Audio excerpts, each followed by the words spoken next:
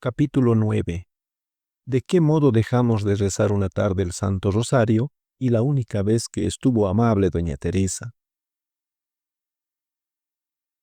Mi situación mejoró mucho con la visita de mi maestro a la noble señora. Pude moverme libremente por toda la casa y hasta asomarme por un momento a la puerta de la calle, cuando ocurría alguna novedad. Carmencita obtuvo permiso para recibir mis lecciones a mediodía, en el comedor, en presencia de Feliciana. Un sastre harapiento vino a tomarme medidas en un hilo en el que iba haciendo nudos, y se rió de mis vestidos, que se habían quedado demasiado cortos. Me dieron zapatos nuevos para reemplazar los que de rotos se me caían de los pies. Clemente anduvo muy listo, atentísimo conmigo, en las diferentes comisiones que para esto había recibido. El primer jueves siguiente, cuando me llamaron a almorzar, encontré a doña Teresa, que iba a retirarse del comedor con sus hijos. Se detuvo en la puerta que daba a la antesala y me dijo: «Cuidado que te olvides de que hoy es jueves y que tienes que visitar a Fray Justo. Sería capaz de creer, Dios lo perdone el mal juicio, que yo lo he estorbado. Este bruto de Clemente me ha traído ya 1000 incomodidades». El aludido, que estaba poniendo a la sazón mi almuerzo en la esquina de la mesa donde yo acostumbraba tomarlo, se inclinó hasta el suelo como anonadado, pero yo vi que se sonreía maliciosamente. En todo el trayecto hasta la plaza, me figuré que me encontraba transportando por encanto a otra ciudad que la de Oropesa del valle de Cochabamba, muy parecida pero más bella y animada. Y esta ilusión no provenía únicamente de mi largo cautiverio.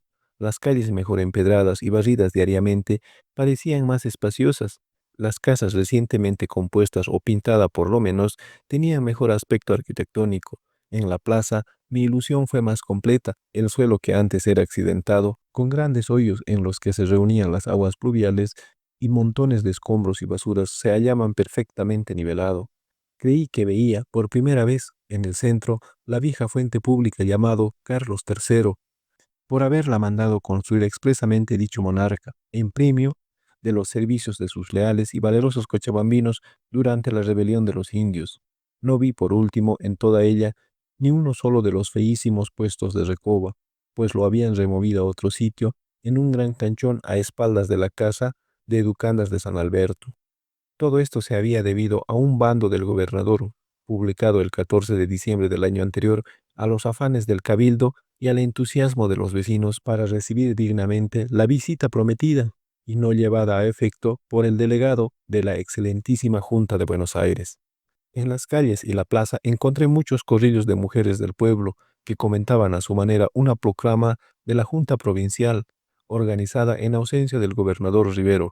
La Junta había desmentido las especies alarmantes que hacían correr los pocos desafectos a la causa de la patria y prometía hacer saber todas las noticias que recibiese del ejército, cuya situación no había cambiado a orillas del desaguadero.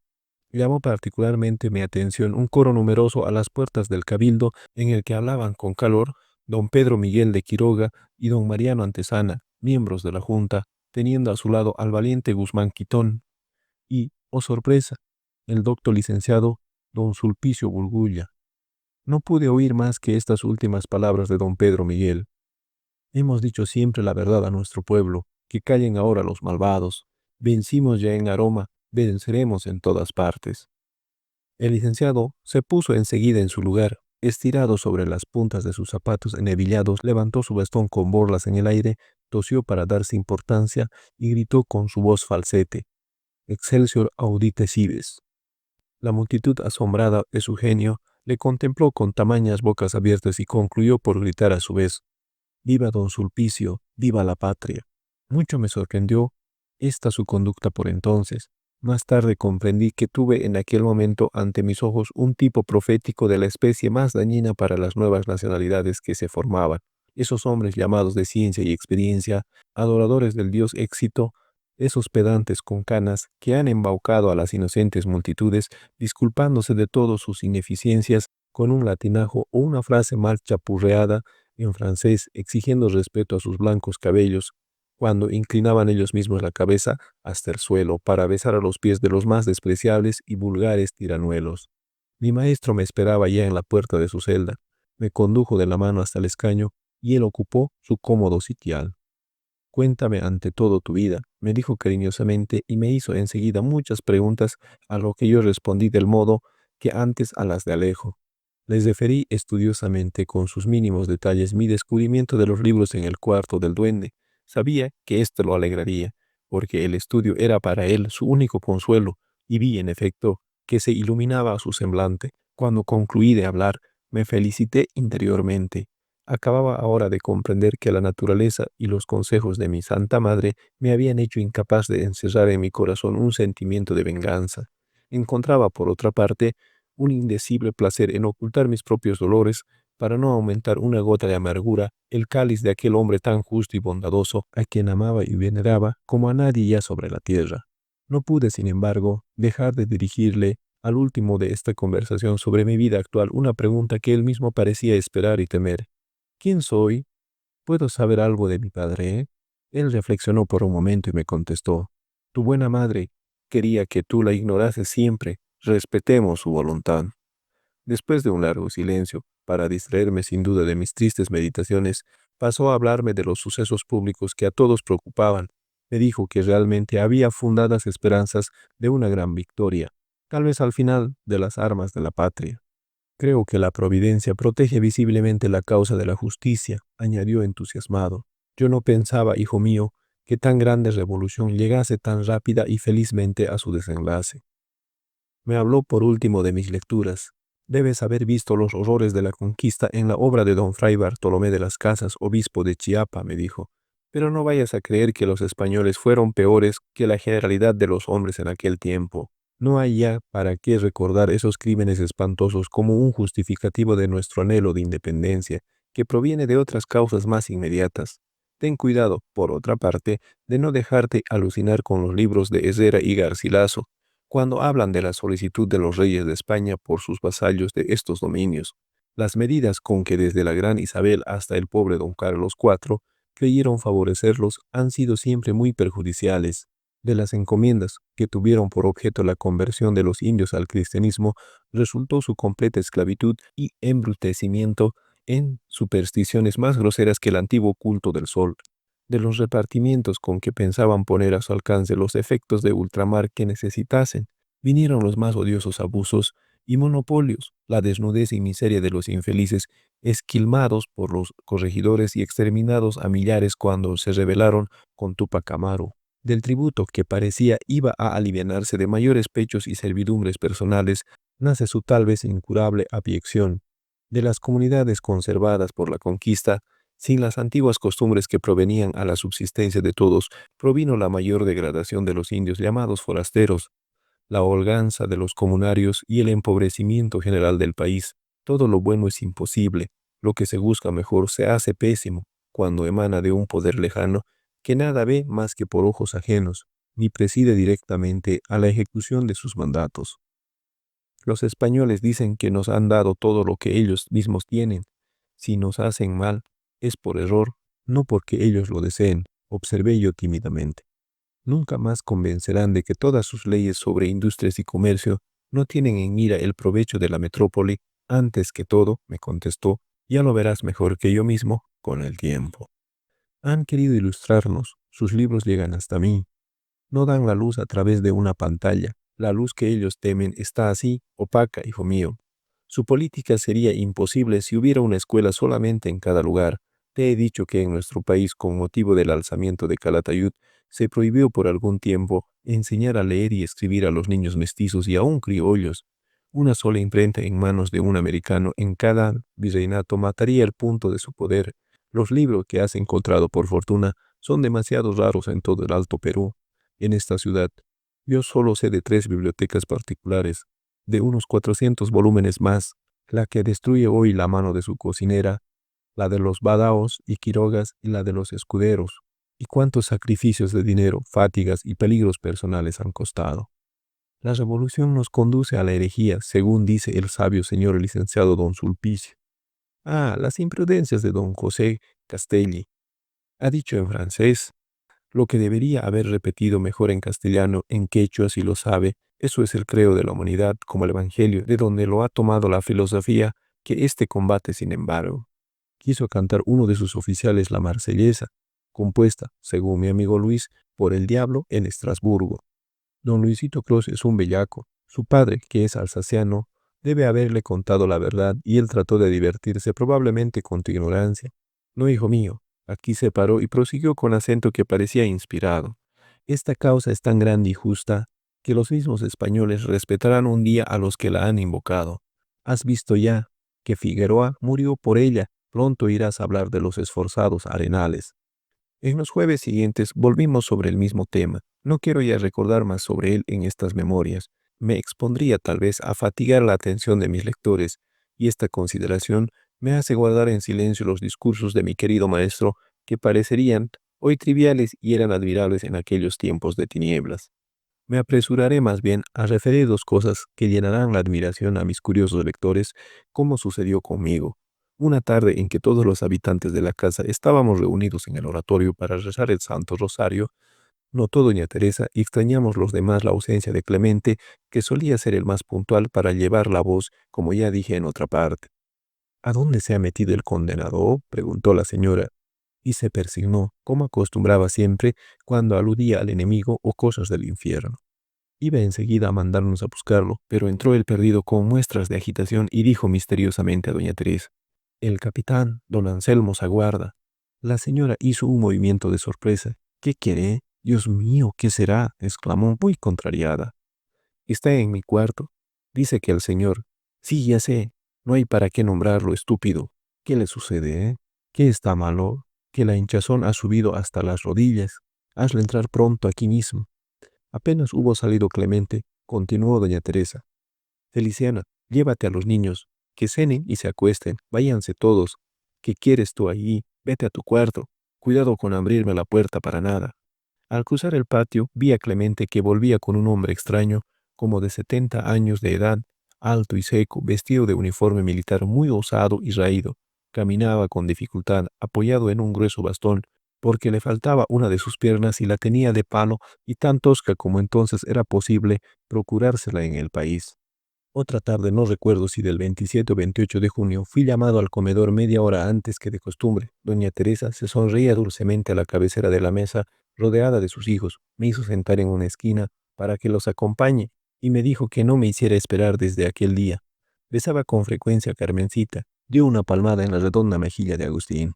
«Ven, hijo mío», continuó diciendo a Pedro, y cuando éste se hubo acercado, quiso abrocharle el cuello de la camisa y no pudo, y exclamó dirigiéndose a la criada: «Feliciana, querida Feliciana, aquí falta un botón. ¿Por qué han descuidado hasta este punto al niño de mi alma, ah?». Era otra, completamente distante de la doña Teresa de siempre. Era una señora amable, una cariñosísima madre, una ama que reconvenía sin cólera a sus criadas. Su amabilidad conmigo llegó hasta el punto de darme espontáneo permiso de pasear por donde yo quisiese. Salí contentísimo a ver a mi maestro. Fui por el camino preparando el elogio de mi protectora, que pensaba pronunciar ante aquel, adornando, si era posible, de algún texto latino tomado al vuelo de los doctos labios del licenciado Burgulla, pero, no bien hubo abierto la puerta de la celda, me sentí sobrecogido de la más profunda aflicción al ver el abatimiento, el indecible dolor que se retrataban en el semblante y toda la persona de Fray Justo. Estaba de pie, con los brazos cruzados sobre el pecho, inclinaba la cabeza al suelo, como si mirase a sus pies una tumba recién abierta. Recordé haberle visto a sí mismo, a través de mis lágrimas, cuando vestían a mi madre la fúnebre mortaja. Ni el estrépito con que abrí la puerta, ni un vivo rayo del sol que penetró en ella, bañándole hasta medio cuerpo, le arrancaron por lo pronto de su meditación. Solo por un movimiento maquinal se llevó una mano a los ojos deslumbrados y adelantó la otra enteramente abierta, como para protegerme de algún súbito golpe que le amenazara, recobrando después la conciencia de lo que pasaba a su alrededor. Me miró tristemente y me dijo que si yo le llevase la confirmación de la dolorosa nueva que había recibido. Ya lo sé, el desastre ha sido completo. Dios lo ha querido. Notado por último el asombro, la estupefacción con que yo le oía, se refirió a la derrota que habían sufrido las armas de la patria en Huaki el 21 de junio de 1811. El tiempo no pudo borrar la profunda impresión que dejaron sus palabras en mi ánimo. Creo hoy que él veía y me hizo ver claramente desde entonces las consecuencias espantosas de aquel suceso por la causa de nuestra independencia. El armisticio, que tenía suspensas las hostilidades, no podía conducir a ningún resultado favorable. La conciliación de los intereses de la España y de las Américas es ya todo un punto imposible. Goyeneche ha dado traidoramente un golpe irreparable a la revolución, su pretexto de que Castelli habló de libertad y recordó a los indios del Tiahuanquinsuyo de los incas de lo alto de las misteriosas ruinas de Tiwanaku. La cruzada argentina, que en Suipacha contaba a lo más con 1500 hombres, llegó a las márgenes del desaguadero convertida en grande y poderoso ejército de 12.000 hombres que los mismos segundos de Goyeneche, altivos y soberbios españoles, creyeron muy difícil contener hasta en la posición elegida con tanto acierto por su jefe. Esa oleada que cruzó de sur a norte nuestro territorio arrastró consigo casi todos los recursos del país que tenían dispuestos la revolución de Cochabamba y la feliz victoria de Aroma. Perdidos ahora, no sé cómo puedan repararse. Estas provincias nuestras, tan separadas del mundo por grandes cordilleras y desiertos, no renovarán ni un mal fusil, ni un viejo mosquete que el enemigo recoge en el botín. Desde hoy, la guerra será un sacrificio heroico, desesperado del Alto Perú, con el que se conseguirá a lo menos asegurar la independencia de las provincias del Río de la Plata. Cómo quisiera yo que nuestros historiadores nacionales repitan mejor cada día estas palabras. Así contestarían victoriosamente a los apasionados cargos de su escritor argentino que, desconociendo mil generosos esfuerzos de las provincias de Potosí, Chuquisaca y La Paz, solo ha querido hacer justicia a Cochabamba. Cuando me volvía a casa muy pensativo y cariacontecido, oí la voz de Alejo, que me llamaba a la otra acera de la calle donde él se había detenido con un objeto largo y pesado, más grueso que su barra, envuelto en una tira de cotense. Apuesto, me dijo, que su paternidad te ha afligido con su tema de que hoy ya no hay remedio. No le creas, muchacho, estamos bien, mejor que nunca. Nuestros paisanos no entraron en el combate porque los han mandado no sé a dónde y cuando regresaron al oír los cañonazos hicieron retroceder a los chapetones, todos sin que falte uno, digo mal, menos los pobres infantes que habían muerto hasta el último con su jefe y sus oficiales, se han de venir a nuestros valles. Entonces nos veremos las caras, si soñarán los chapetones lo que se les espera. Al pronunciar estas últimas palabras, levantaba en el aire aquel objeto extraño que tenía en la mano. El padre justo prosiguió: cree también que esto no es bueno, pero has de saber, Juanito, que aquí tengo yo con qué exterminar el ejército del rey Jerjes. Si tú quieres, puedes venir mañana a mi taller, ya verás si el gringo, el mellizo, el jorro y yo sabemos o no más que el padre Padilla, que había inventado la pólvora. Y dicho esto, se alejó precipitadamente con dirección al cabildo. Yo continué mi camino, encontrando ya en las esquinas corrillos de mestizos en los que se hablaba de la noticia con la misma indiferencia o desprecio que el cerrajero. Al pasar por el zaguán vi a Clemente que hablaba de la puerta de su cuarto a Feliciana que estaba dentro. Así son los ingratos, dijo elevando la voz para que yo lo oyese. ¿Por qué lo extrañas, mujer? Ellos ríen cuando llora el ama, y ponen cara de perro cuando ella ríe, y volviéndose súbitamente a mí me gritó: ¿no es verdad, hijo del aire? No pude contenerme. Aquellas injurias, después de sus últimas humillaciones y del pasado martirio que le debía, me hicieron perder toda paciencia. Le azoté fuertemente la cara de mono con la mano y seguí a paso lento el camino de mi cuarto. Atrevido, insolente, botado, me gritó Feliciana. El miserable debió haber quedado frotándose la cara con más susto que indignación. Aquella noche no me llamaron ni a rezar el rosario ni a cenar. Tenía por fortuna un resto de vela y fui a encenderlo en la cocina. Quise leer y no pude, reflexionando en lo que había hecho. Me felicitaba por ello, como me sucedió en otra ocasión, en que creí tener a la mano la venganza y no quise tomarla. Sabía ahora que así como no aplastaría nunca al enemigo vencido, no sufriría tampoco en lo sucesivo la humillante ofensa sin rechazarla el punto con dignidad. Repentinamente mi puerta se abrió con estrépito y cayó un bizcocho sobre la mesa delante de la que yo estaba sentado. Volví la cabeza y me pareció ver una punta del vestido de Carmencita. La hermosa niña, escapándose no sé cómo, me traía la parte que podía de su propia cena y se volvía volando, para que ella no advirtiese en su ausencia del comedor. Una lágrima dulcísima cayó de mis ojos sobre la página del libro en que leía la comedia de El valiente justiciero de Mortero. Tenía hambre, pero no mordí una sola vez el regalo de mi única amiga en aquella casa, que guardé cuidadosamente en el arca como un objeto sagrado. Al día siguiente, a la hora en que doña Teresa solía levantarme de la cama, Me llamó al oratorio una de las mestizas. Encontré a la noble señora sentada en su tarima, con su faldero en las rodillas y entre dos de sus amigas vestidas de hábito de la Orden Tercera de San Francisco. Debían estar hablando sin duda caritativamente de mí, porque éstas se persignaron al verme y exclamaron casi a tiempo: Jesús, tan niño todavía, pobrecito. He pensado, dijo la señora, que te vayas hoy mismo a las higueras. Será lo que mande y quiera vuestra merced, le contesté, sin saber de qué punto se trataba. Pancho, continuó ella, ha venido con su sobrino, que debe quedarse en la ciudad. Tú irás en el caballo de éste como puedas. Dime ahora lo que necesitas. Nada, señora. Está bien, como el pobre Clemente se ha enfermado y Feliciana tiene que asistirle, Paula cuidará de ver lo que te falte. Dicha estas palabras, me señaló la puerta, pero yo no salí tan pronto como hubiera querido, para no oír estas palabras caritativas que dijo en quechua una de sus amigas llamada Martina. Pobre Teresa, qué víbora recogiste en tu casa. Paula vino poco después a mi cuarto, puso en una silla un poncho y un tapabocas de género de algodón tejido en el ven y me dijo: Don Pancho espera en el patio con el caballo. Salí tras ella recogiendo el poncho y el tapabocas.